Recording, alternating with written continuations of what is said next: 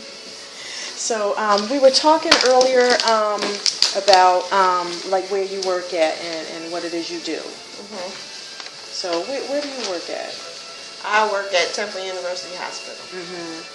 And I am an autopsy technician there. I do autopsies. Mm-hmm. So the reason why I actually came here was because there was pretty much a case that I had taken care of, and it was in relation to what's going on here, and so it kind of scared me into thinking about my health. Mm-hmm. So pretty much this was a 29-year-old female who had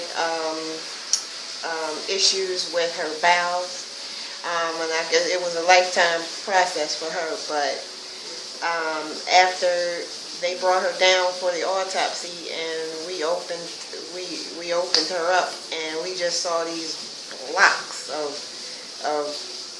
fermented, if you want to call it, waste, and it just looked like haystacks, and there were like 3 or 4 of them things in there, and it never burst her colon or anything like that. Her colon pretty much just wrapped around and it formed out to it. From the outside, she just was like really bloated, almost like she was pregnant.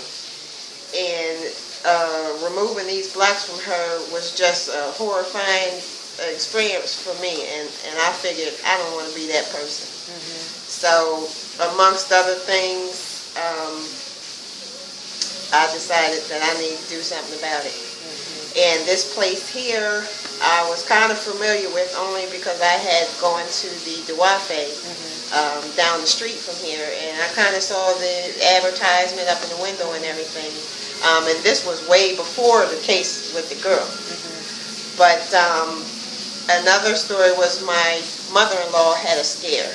She just went into the hospital just for a kidney stone. Mm-hmm. But when they had performed tests and all that, they found, well, she had a colonic done at the hospital, and it removed all her waste. But then they saw something underneath that, and when they looked at it closer, it was actually cancer. They took a biopsy and it was cancer. So that story on top of my mother-in-law was like, oh no. Mm-hmm.